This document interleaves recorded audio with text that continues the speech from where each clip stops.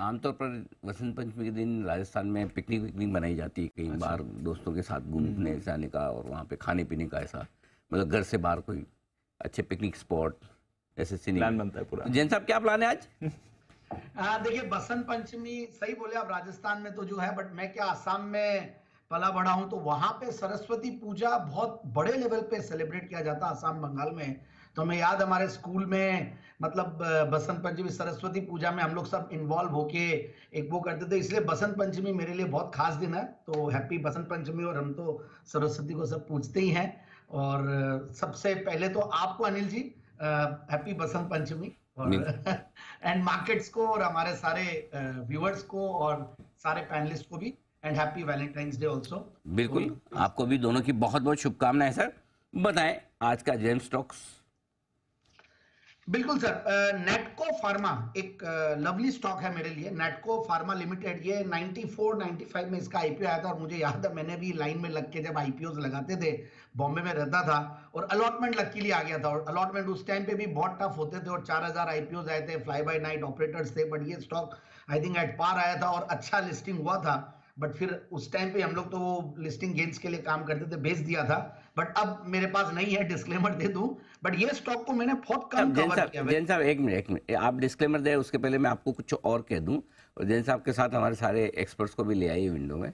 जैन साहब, ये जो आपने बताया किस जमाने की बात करें जिसमें लाइन लगा के ऐसे आईपीओ में अप्लाई किया जाता, किस ये 94 मैंने फरवरी से स्टार्ट किया था अनिल जी। हाँ। और ऐसी लाइनें लगती थी, मुझे याद है इप्का और टोरेंट फार्मा का एक साथ, तो समाचार मार्ग में बॉम्बे में जाके, साउथ बॉम्बे में जाके आप ये जो अब बीएससी देखते हैं, वहां लाइन पे खड़े होते हैं बीएससी बॉम्बे स्टॉक एक्सचेंज के बिल्डिंग के सामने, छोटी छोटी बड़ी बैंक सारी, union bank, Catholic Syrian bank हो गया। जी जी जी जैन साहब, कहानी बहुत अच्छी है आपकी 94 के जमाने की, जब मैं भी सीए 93 में हुआ था, ये सब मैंने भी देखा है। लेकिन आपकी कहानी बढ़िया है। लेकिन कुणाल जी, इनकी टाइमिंग पे मेरा सवाल है, क्या वैलेंटाइन डे के दिन इन्हें इतनी पुरानी टाइमिंग बताकर ये बताना जरूरी है कि ये कितने पुराने हैं? अरे सर है कुणाल जी? देखिए अनिल जी, मेरा तो अनिल जी जन्म भी नहीं हुआ था, कब की बातें कर रहे हैं। बहुत पुराने पुराता हुआ अनिल जी विभाग की तरह बात कर रहे हैं, मेरा तो जन्म नहीं हुआ था। ठीक बात है। अच्छा, वागले साहब कुछ सलाह देना चाहते हैं जैन साहब? जी वागले साहब। अनिल जी, मैं जैन साहब को सलाह नहीं देना चाहता हूँ। मैं सिर्फ ये कहना चाहता हूँ, ओल्ड इज गोल्ड। हाँ, मतलब ओल्ड तो है, आप ये मान रही है? हाँ बिल्कुल बिल्कुल। अच्छा ठीक है, हम भी वही तो पॉइंट प्रूव कर रहे हैं। बिल्कुल जी। बंसल जी। अनिल जी, मेरे को तो स्पीचलेस कर दिया कुणाल जी ने बोल के। अनिल जी शब्द ही नहीं है, कह रहे मेरा जन्म नहीं हुआ था। और जैन साहब जो इतने ओल्ड लग रहे हैं, कुणाल जी से ज्यादा यंग लगते हैं अनिल जी। मैं कुछ और बोलना चाह रहा था, कुणाल जी है टर्न भी स्पीचलेस अनिल जी। ओके, तो जैन साहब समय का ध्यान रखें, आज का दिन छोड़ दें, फिर कभी भी बोले आप पुराने हैं, चलेगा। आज तो आप यंग ही रहे सर जी। अब बताइए आपके नेटको फार्मा के साथ आपके प्यार की बातें जी।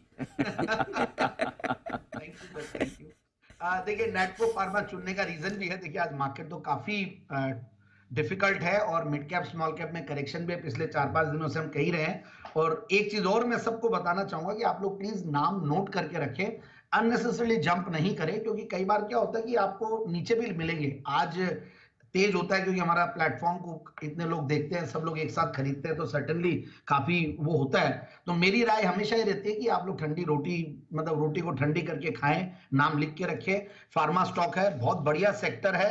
और सबसे बढ़िया बात, एक कंपनी मुझे बहुत जबरदस्त लगती है क्योंकि वैल्यूएशंस बहुत सस्ते हैं, बोलने को बहुत कुछ है। और सबसे बढ़िया बात एक और है कि आप ये जो सेगमेंट में है वहां पे कंपनी बहुत बढ़िया कर रही है, बहुत अच्छी ग्रोथ दे रही है।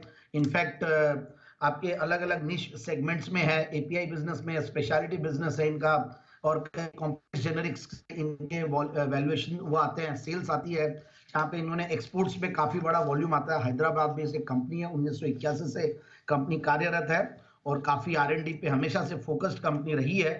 So that's why. और ऑन्कोलॉजी में काफी इनफैक्ट अच्छा काम करती है। ऑन्कोलॉजी के प्रोडक्ट्स में काफी मार्जिन्स भी रहते हैं, और ऑन्कोलॉजी इनफैक्ट वहां पे लोग अच्छा खासा लीड करते हैं। एंड रेटिंग्स वगैरह बहुत स्ट्रांग है, एक पुरानी कंपनी है। कॉनकॉल भी मैं देख रहा था इनका, तो वहां पे भी अच्छी खासी इन्होंने कुछ प्रोजेक्शंस दिए हैं आगे की ग्रोथ के बारे में, अच्छी स्ट्रांग स्ट्रेंथ दिखा रहे हैं। पाइपलाइन भी है नए प्रोडक्ट्स की, कुछ इनके कुछ प्रोडक्ट्स है जिनका नाम नहीं लूं तो भी सही रहेगा, कोई बात नहीं है। बाकी अब मुझे ऐसा लगता है इनऑर्गेनिक ग्रोथ पे भी कंपनी की फोकस है, तो 12-13 के पी मल्टीपल पे स्टॉक बढ़िया लगता है। 18% का रिटर्न ऑन कैपिटल एम्प्लॉयड है, 1% के लगभग की डिविडेंड यील्ड है, और पिछले 3 साल में प्रॉफिट की कैगर 16-17% रही है, सेल्स की कैगर 12-13%, और दिसंबर क्वार्टर का रिजल्ट बहुत ही, अभी तक आया नहीं है, सॉरी, दिसंबर क्वार्टर का रिजल्ट, सितंबर क्वार्टर का रिजल्ट बहुत बढ़िया था।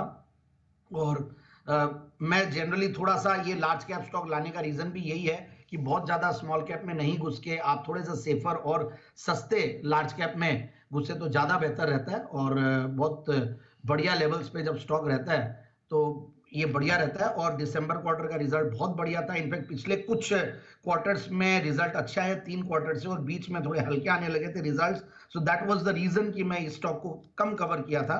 बट ये लास्ट जो मैंने कवर किया था, मैंने 2022 26 अक्टूबर दिसंबर को ही किया था, तो तब से लेकर अब तक टारगेट आराम से अचीव हुआ है, और अब लगता है कि स्टॉक 950-990 के टारगेट के लिए लेना चाहिए। 1063 का लाइफ टाइम हाई है स्टॉक का। तो ये है आपके लिए नेटको फार्मा में खरीदारी करने के लिए जैन साहब की तरफ से।